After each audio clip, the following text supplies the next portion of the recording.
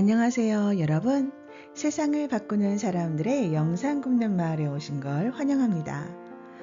오늘의 이야기는요, 사람의 에너지는 사람으로부터 얻는다입니다. 우리는 사회적인 동물이잖아요. 그죠? 우리가 거기까지는 알고 있습니다. 그런데요, 여러분, 정말로 희한한 것은요, 우리가 사람 때문에 스트레스도 받고 고민도 하고 하지만 사람으로 인해서 이 세상을 살아갈 수 있는 활력이 생기는 것도 있는 것 같습니다. 오늘의 이야기 낭독해 드리도록 하겠습니다. 사람의 에너지는 사람으로부터 얻는다. 타인에게 칭찬을 아끼지 말고, 타인에게 사랑을 아끼지 말고, 타인에게 먼저 베풀고, 타인을 절대적으로 만들지 말고, 타인의 입장에서 먼저 생각하라. 이것이 성공의 비결이다. 지구상의 에너지가 만약 100이라고 가정한다면, 사람이 지니고 있는 에너지는 70%, 자연이 주는 에너지는 30%에 불과하다. 만약 내가 가진 에너지가 30%도 되지 않는다면 과학자들은 부족한 에너지를 자연으로부터 공급받아야 한다고 주장한다. 정말 그럴까? 나는 전혀 다른 생각을 가지고 있다. 그것은 단순히 물리학적인 주장일 뿐이다. 일찍이 그리스의 철학자 아리스토텔레스는 인간은 사회적 동물이라고 했다. 이는 무엇을 말하는가? 사람은 더불어 살아가는 존재라는 뜻이다. 때문에 인간은 사람으로부터 매일 삶의 에너지를 공급받아야 한다는 뜻이다. 그렇다면 그 에너지의 원천은 어디에서 흘러나오는 것일까? 바로 타인으로부터 듣는 사랑과 칭찬이다. 이로 인해 생성된 에너지는 자신이 가진 에너지와 몸속에서 합일되어 몸과 마음을 건강하게 만든다. 이처럼 인간은 타인으로부터 항상 에너지를 공급받아야만 힘을 쓸 수 있는 유일한 존재이다. 그러므로 당신은 타인을 향한 사랑과 칭찬에 인색해서는 안 된다. 지금 당신이 우울한 원인도 삶의 활력소가 되는 에너지가 부족하기 때문이다. 자신의 에너지를 보충시키려면 동료, 가족, 친구들에게 사랑과 칭찬을 아끼지 마라. 그로 인해 자신도 모르게 삶의 활력소가 넘쳐나게 될 것이다. 몸속에 에너지가 충만한 사람은 건강하지만 부족한 사람은 매사에 의욕이 없고 쉽게 병이 찾아들 수밖에 없다. 물론 우리가 매일 에너지를 타인으로부터 공급받는 건 쉽지 않다. 하지만 내가 먼저 삶의 에너지를 타인에게 주면 상대방도 에너지 상호작용의 법칙에 의해 나에게 에너지를 주게끔 되어 있다. 내가 상대방에게 에너지를 주지도 않았는데 받으려고 하는 건 잘못된 생각이다. 그럼 어떻게 하면 상대방으로부터 많은 에너지를 받을 수가 있을까? 나는 삶의 에너지를 구하는 5가지의 법칙을 일찍이 정한 바가 있다. 첫째, 타인에게 칭찬을 아끼지 말라이다. 우리 몸속에 엔돌핀이라는 화학 물질이 있다. 타인으로부터 칭찬을 듣게 되면 엔돌핀이 나오게 되고 이것이 활동성 에너지로 변하게 된다. 오죽하면 고래도 칭찬을 들으면 춤을 춘다고 하지 않는가? 둘째, 타인에게 사랑을 아끼지 말라이다. 인간은 원초적으로 사랑이 없이는 하루도 못 사는 감정의 동물이다. 사람의 마음을 움직이게 하는 원초적인 힘은 결국 사랑에서부터 흘러나온다. 때문에 나를 사랑하는 사람에게 끌리게 되는 것은 당연하다. 셋째, 타인에게 먼저 베풀어라이다. 동물들도 잘 대해주는 사람을 따르듯이 사람도 실수와 잘못한 일이 있더라도 잘 보듬어주고 베풀어주면 따르기 마련이다. 먼저 베풀지도 않으면서 타인에게 무언가를 얻으려고 하는 건 애초부터 기대하지 말아야 한다.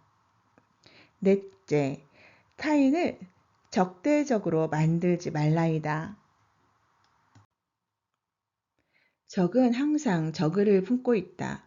어쩔 수 없이 적이 되는 경우도 있지만 그렇다고 아무런 이유도 없이 타인을 미워하거나 적으로 만들어서는 안 된다. 또한 적일지라도 그의 입장을 내 것으로 받아들인다면 적의 에너지는 분명히 내게로 온다. 다섯째, 타인의 입장에서 먼저 생각하고 행동하라. 세상은 혼자 사는 곳이 아니라 더불어 살아가는 곳이다. 간단하게 하나의 예를 들어보겠다. 당장 우리가 살고 있는 동네에 모든 사람이 쓰레기를 하나씩 버린다면 어떻게 될까? 아마 순식간에 악취가 들끓는 쓰레기장이 될 것이다. 내가 쓰레기를 버리지 않는 행위는 타인을 위한 것이 아니라 바로 나를 위한 것이다. 우리가 살고 있는 이 사회가 깨끗한 이유는 모든 사람이 이러한 사회의식을 지니고 있기 때문인데, 이처럼 내가 타인을 사랑하면 타인도 나를 사랑한다. 이 5가지가 내가 부족한 에너지를 타인으로부터 공급받는 삶의 법칙이다. 그렇다고 상대방으로부터 무조건 좋은 것만 받아들이라는 건 아니다. 비록 상대방이 나에게 싫은 소리를 하더라도 이를 고맙게 받아들이게 되면 탁했던 마음이 맑은 기운으로 바뀌게 된다. 사람은 일상에서 탁한 기운과 맑은 기운을 동시에 받는다. 여기에서 탁한 기운은 매우 강해서 무겁고 맑은 기운은 약하다.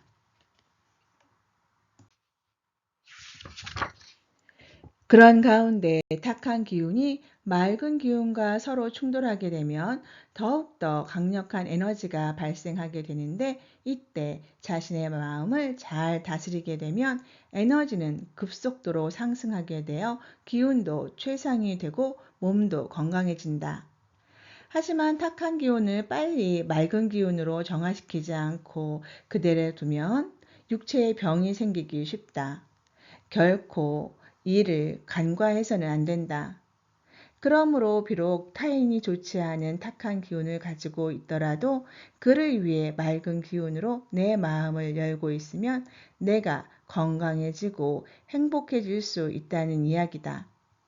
마음이 열린 사람은 누군가로부터 비록 좋지 않은 소리를 듣더라도 걸러낼 수 있는 판단력을 스스로 가지고 있기 때문에 어떤 일을 해도 잘 된다. 그러므로 자신에게 나쁜 일이나 나쁜 소리가 들리더라도 이것을 내 것으로 소화할 수 있는 내공을 지녀야 하고, 그러기 위해서는 항상 공부하는 사람이 되어야 한다. 네, 여러분, 오늘의 이야기 사람의 에너지는 사람으로부터 얻는다. 어떠셨습니까? 네, 사람은 사람으로부터 얻는 에너지가 70%에 해당이 되고 나머지는 대자연에서 얻는 30%에 해당이 된다고 하네요. 그런데 사람의 에너지는 보면은요, 맑은 것도 있고 탁한 것도 있지 않습니까? 그런데 탁한 기운 같은 경우에는 맑은 기운보다 밀도가 더 높다라고 보는 것 같습니다. 그래도 탁한 기운과 맑은 기운이 부딪히면 빨리 저희가 내공을 쌓아서 그러니까 심성을 바르게 해야 되겠죠. 쉽지는 않습니다.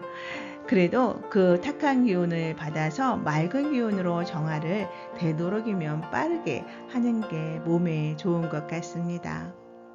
이렇게 말하기는 쉽지요. 그런데 이게 저희가 실전에서 어떻게 행하느냐가 관건일 것 같습니다.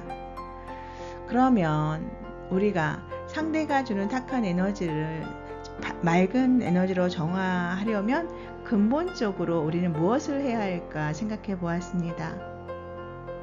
그 누구든지 간에 이유가 있다. 내 앞에 있는 상대는 어떠한 이유가 있다. 상대를 존중하고 아끼게 되면 그렇게 할 수 있을 것 같기도 합니다. 한번 노력해 보겠습니다. 여러분도 함께 노력해 보시는 것 어떻겠습니까? 오늘의 책 소개 잠시 드리겠습니다. 통찰과 역설, 본질을 알면 모순이 보인다 입니다. 저자 천공, 발행처 마음서재입니다. 네, 여러분 오늘도 정말로 감사하고요. 우리 오늘 저는요 여러분이 정말로 오늘이 기쁘고 즐거운 하루가 되셨으면 합니다. 여러분 기쁘고 즐거운 하루 만드세요.